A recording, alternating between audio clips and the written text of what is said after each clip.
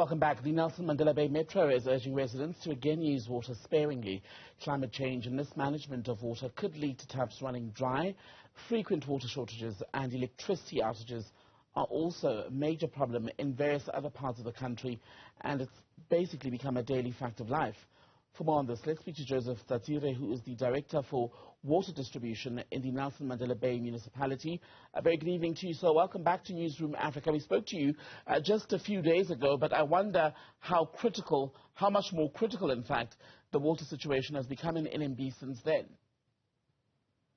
Good evening, Chamekile. Good evening to your viewers. Thank you for the opportunity once again. The situation is still critical but stable, obviously. I think our dam levels continue to decline, and I think this part of the world we're experiencing quite high temperatures, and I think it is something that is contributing to our high consumption. Currently, our dams are sitting at 14.95%, and obviously taking into consideration, dead storage, we have got effectively, just under 10% of usable water in those dams. Give us an idea of what under 10% or what having less than 10% of usable water in the dams actually means at a reality level. Look, obviously there's quite a number of variables, that we have to take into consideration: consumption, a daily consumption, weather pattern, and the heat as well. But I think, currently, as per our projection, we are looking at plus or minus, 298 days worth of water in those dams. So if this situation persists, you would be out of water altogether by the end of the year?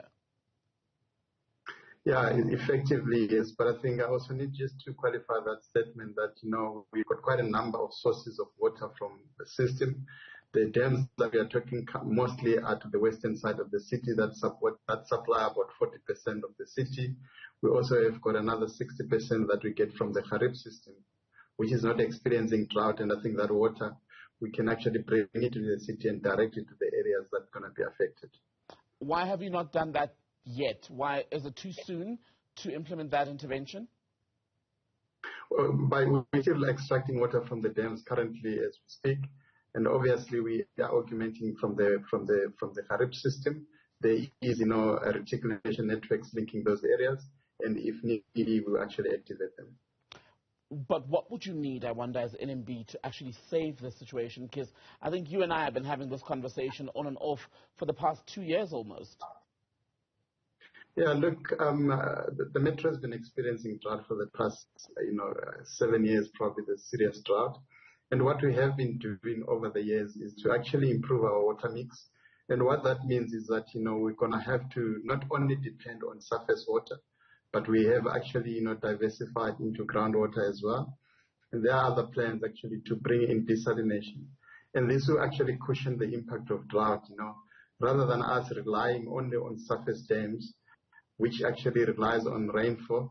And I think we have got other sources as well from different sources that can actually then complement, in times like this. Why have you not been able to fine-tune then those measures, shall we say, over the last 7 years or so, to be at a point where we're not constantly having to revisit and say to people, reduce water consumption because dam levels are plummeting?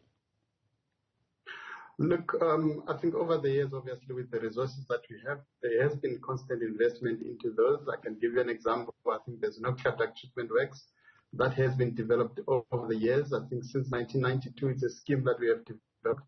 Now it's actually giving us 210 megaliters. We have also invested in boreholes. We started in 2010, and actually by the end of this year, we're going to actually get, by the end of January, we're going to get actually a total of 30 megaliters of water into the system. So these are progressive, programs that we have been implementing, and obviously depending on the availability of resources as well as competing needs, in terms of service delivery, we have actually then programs as such.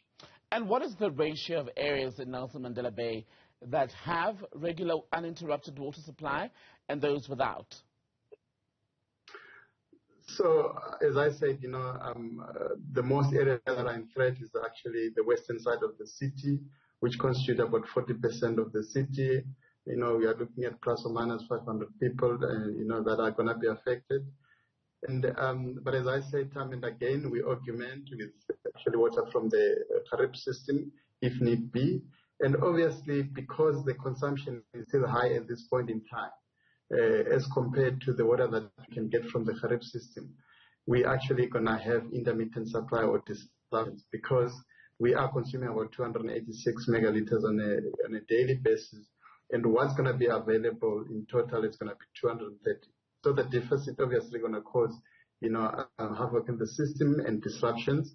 And I think that's why we are urging residents to reduce consumption of the available output of 230. You've got the Fairbridge Heights Reservoir, which is now run completely dry. How much water would you be getting from that under normal circumstances? And what does the inability then to draw water from there mean for the broader planning in NMB? I'm not sure Fairbridge is a reservoir. It's a distribution reservoir. As I speak, and I've got telemetry in front of me. It's actually have got water as we speak, and I think the community or the zone that actually service water from there has got water as we speak. So as much as come again. I was just saying, so the information then put out earlier this week, which suggested that there was no water there. There's been a change in the situation, or was that not accurate? Yeah, no, okay, it's a very dynamic system. Things change on a daily basis. And as I say, behind the scene, we make operational decisions. We look at the reservoirs on a day-to-day, on an hour-to-hour basis, and we actually tweak, to actually change and direct water where is required. So it's actually constantly changing, on an hour-to-hour basis. All right. Good to have your time, as always. Joseph Tsatsire, Director for Water Distribution in the Nelson Mandela Bay Metro. Thank you, sir.